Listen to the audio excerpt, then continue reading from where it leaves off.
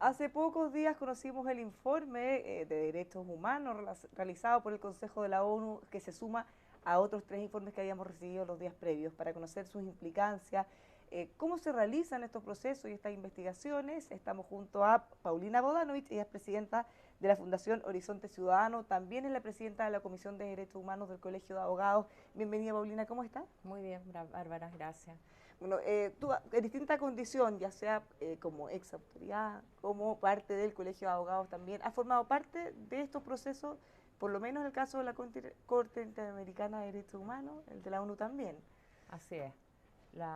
El Colegio de Abogados adoptó una resolución hace un tiempo de concurrir a la Corte Interamericana a efectos de visualizar que los derechos fundamentales de los abogados y abogadas estaban afectados en cuanto no podían acceder con facilidad a los detenidos en medio de la crisis que estamos viviendo desde el 18 de octubre en adelante. Eso ocurrió del principio, fueron las principales inquietudes o demandas. ¿Fue cambiando con el tiempo? Bueno, en lo que respecta a nosotros como colegio de abogados, fue esa la alegación que hicimos, porque a la CID concurrió la Asociación de Magistrados, concurrió la sociedad civil, Claudio Nash como profesor del Centro de Derechos Humanos de la Universidad de Chile, cada uno haciendo ver distintas vulneraciones de derechos humanos, pero es público y notorio que las vulneraciones de los derechos humanos que han registrado ya 4 informes internacionales son desde muertes, lesiones, torturas y vejámenes. La verdad es que es bastante triste lo que nos está ocurriendo. Bueno, más allá de las denuncias que se habían hecho acá, tal como dices, tenemos informes de 4 organismos de derechos humanos. ¿Qué se tiene que esperar? ¿Qué tenemos que hacer ahora? Porque los incidentes además siguen ocurriendo. Bueno, el último informe, el del Alta Comisionado de Derechos Humanos, lo que refleja es que, y claramente lo señala, que de haberse adoptado medidas oportunamente no tendríamos la cantidad de lesionados que hay hoy día. Entonces, ella hace, el informe, digamos, hace un reproche particularmente a Carabineros de Chile en orden a no haber adoptado las medidas conducentes a evitar que se sigan vulnerando los derechos humanos.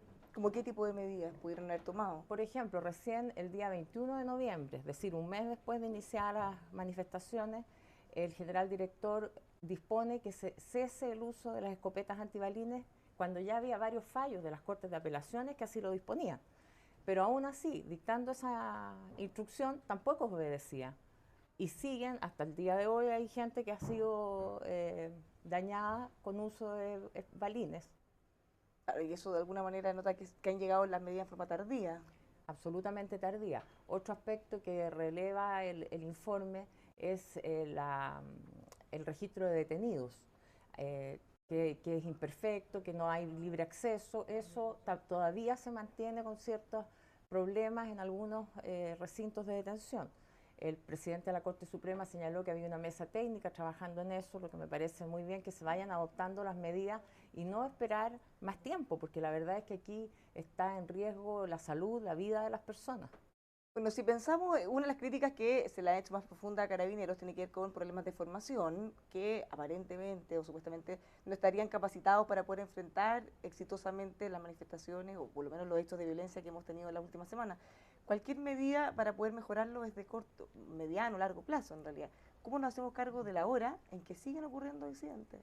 Mira, yo creo que hay cosas también que son de sentido común. El informe de la ONU dice que no se pueden arrojar gases lacrimógenos salvo para dispersar en ciertas condiciones, pero que no, y hace hincapié que no se digamos, disparen gases lacrimógenos en recintos hospitalarios. Entonces yo creo que el sentido común basta en algunos casos, ¿no?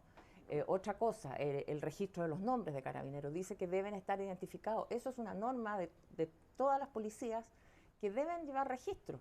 ¿Ah? Y es muy fácil hoy día porque tienen velcro y se lo rascan, o peor, se ponían los nombres, sobrenombres. O sea, denota también una cierta preparación para eso, no solamente sacarse el nombre, sino que inventarse un nombre. Entonces creo que hay cosas que son de sentido común, cosas que son disciplinariamente sancionables en lo inmediato, y otras que evidentemente, como la capacitación y el tratamiento y la internalización de las normas de derechos humanos, son de más largo plazo, porque es un cambio cultural que deben aprender, interiorizar carabineros. ¿Ustedes creen que ha costado mucho instalar este concepto de que el mantener el orden público se puede sin violar derechos humanos, cosa que ha generado harta controversia en la última semana respecto a si se puede hacer una cosa con la otra o necesariamente son cosas contrarias. Claro, lo que pasa es que no debieran ser contrarias, porque lo que dice el informe es que la actitud de Carabineros siempre ha sido represiva. Es decir, Carabineros llega a una manifestación sin distinguir si los manifestantes son pacíficos o no, reprime. ¿Y cómo reprime? Con escopetas que están reservadas solo para casos donde esté en peligro la vida de alguien, sea del carabinero o de otra persona, o tira los gases lacrimógenos de forma indiscriminada, tanto que los ha tirado en hospitales, o sea, ya sin ningún tipo de criterio, o daña personas con el lanzamiento de la bomba lacrimógena misma, ¿cierto? Que han quedado personas, el caso de Fabiola Campillay, que perdió sus ojos producto no de balines, sino que de lacrimógena, porque están mal lanzadas. Entonces hay cosas que realmente uno piensa que no debieran estar ocurriendo porque son perfectamente posibles de regular y de mandatar a las policías de no hacerlas. Desde la institución se han defendido con distintos argumentos. Por un lado, señalan que hay muchos casos en que se han obtenido testimonios, pero que no han sido de alguna manera chequeados, muchos o algunos casos en realidad, para no generalizar. En algunos casos se ha demostrado que han sido noticias falsas o que finalmente no se había realizado o que incluso no había sido la persona que se había indicado como culpable de la agresión la que finalmente lo había hecho. Y por otro lado, dice que se ha dejado de lado también la violencia inusitada con la que los atacan constantemente. ¿Qué le parecen esos dos argumentos? Bueno, el informe ONU señala en una cápita especial precisamente que se entrevistó con personal de Carabineros heridos, señala la cantidad de personal uniformado que el Ministerio del Interior informa como tal, por lo tanto pone el dato que le proporciona la autoridad. Y también hace ver que han sido agredidos, incluso cita a un carabinero que dice nos han tirado molotov, piedras, lo citan textualmente. Entonces yo creo que el informe hay que leerlo en su integridad. Este informe tiene una metodología internacional, lo dijo el propio presidente de la Corte Suprema, es el informe del Organismo Internacional de Derechos Humanos, por eso es tan compleja la aseveración que hizo el canciller. El canciller maneja nuestras relaciones internacionales y con un desparpajo dice, mire, un informe más, un informe menos. Este no es un informe más. Este es el informe de derechos humanos que debe considerarse. Claro, o sea, ¿Y por qué? De los cuatro que hemos conocido, este es por lejos uno más validado internacionalmente. Por supuesto, porque este es el organismo de la ONU. Los otros informes, sin restarle mérito, por cierto, sí, pero esto es para entender en el contexto. El primero es de la Comisión Interamericana de Derechos Humanos. Amnistía Internacional. Primero el de Amnistía. Amnistía y Human Rights son ONGs muy respetables y que tienen una metodología también importante, que vinieron a Chile a constatar esto, pero hicieron, por ejemplo, el de Human Rights entrevistó aproximadamente 70 personas, estuvo en un par de regiones. El informe ONU entrevista a 235 víctimas. Está presente en 7 regiones del país, está casi un mes en Chile. Ellos tienen un sistema de avanzada. Tienen, claro, un sistema en que llegan primero, en el primer acápite del informe señalan que tienen que ver si existen ciertos patrones y tendencias de vulneración de derechos humanos para hacerse presente en Chile. Por lo tanto, hay una metodología, entonces los 4 informes son muy valiosos y además son coincidentes tanto en el diagnóstico como en las recomendaciones. Pero este es el informe del Organismo Internacional de Naciones Unidas, por lo tanto, además por su extensión, por el tiempo que estuvieron en Chile, por la cantidad de personas que entrevistaron más de 300 otras personas, entre autoridades, personas del gobierno incluso, entonces, y están citados en el propio informe, los ministros que se entrevistaron, entonces llama la atención. Y si tú recuerdas, en el caso del informe de Venezuela, se validó inmediatamente e incluso el presidente Piñera pidió que se llevara a la Corte Penal Internacional. ¿Ustedes creen que el gobierno de alguna u otra manera ha tratado de bajarle el perfil a estas situaciones? ¿O que no se ha tomado el peso real de lo grave que es? El gobierno, en una constante en relación a la vulneración de derechos humanos, lo ha hecho. ¿Ah? En la propia Corte, la Comisión Interamericana, cuando fuimos hace ya más de un mes, el equipo que fue por el gobierno, el embajador Salinas, el señor Bonito, hablaron acerca de los validadores del metro, acerca de la violencia, de la destrucción, jamás se refirieron a la vulneración de derechos humanos. no hay un reconocimiento por parte del Estado. El presidente Piñera, un mes casi después, el 17 de noviembre, por primera vez se refiere a que ha habido vulneraciones de derechos humanos. Entonces, la gravedad de esto es bastante. Los 4 informes son coincidentes en que aquí hay violaciones graves, reiteradas, muertes, lesiones, vejámenes, tratos degradantes, porque no nos olvidemos que Carabineros no solamente ha usado estas escopetas, sino que también ha habido tratos degradantes, torturas en comisaría. Entonces se le preguntó al director ayer, al general director, por las tesis. Entonces él dijo que le parecía muy bien el movimiento, pero que no le gustaba que se usara la estrofa de Carabineros. O sea, yo creo que lo que es grave es que todos los que han visto esta performance de las tesis han visto las sentadillas.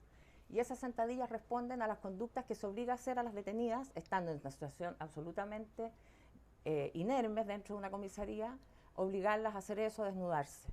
Entonces creo que la gravedad no es el uso de la estrofa precisamente.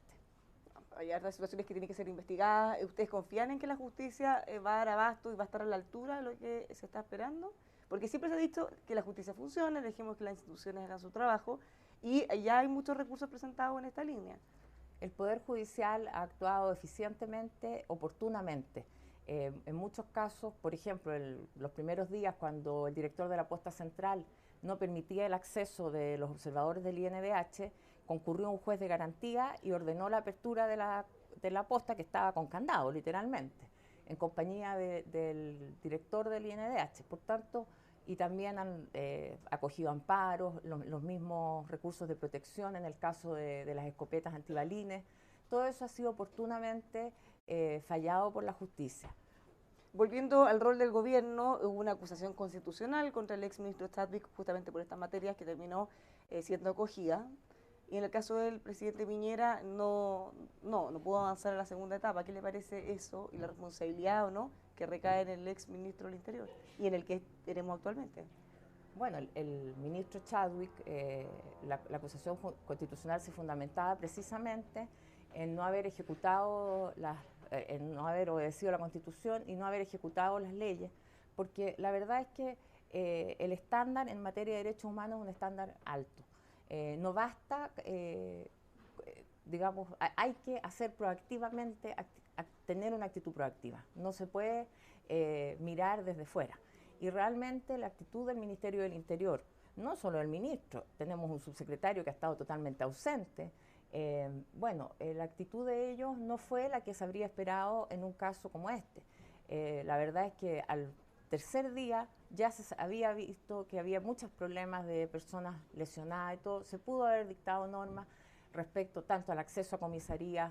Fíjese que el Consejo de la Transparencia dictó una norma para permitir que el registro detenido fuera puesto a disposición de los abogados. ¿Por qué no lo hizo el Ministerio del Interior, que es el directo responsable de los carabineros? ¿Han visto un cambio relevante entre lo que fue la gestión del ex ministro del Interior y la que tenemos actualmente con el ministro Blumen?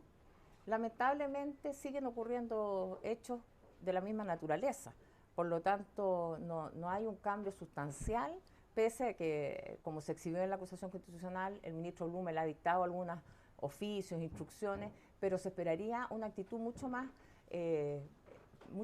drástica y además de reconocimiento de lo que ocurre. El informe de la ONU señala que Carabineros debe reconocer que está violentando los derechos humanos, y eso no tenemos un reconocimiento hasta el día de hoy.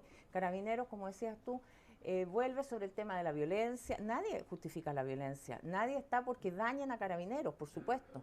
Todos queremos una fuerza de orden público que pueda contener las personas que son violentas, pero eso no puede ser a costa de la seguridad o de la vida o de la integridad física de las personas. ¿Podría contribuir en algo a la resolución de esta crisis, por lo menos la salida o eventual salida del director general de Carabineros? La verdad es que la responsabilidad siempre recae en los mandos superiores.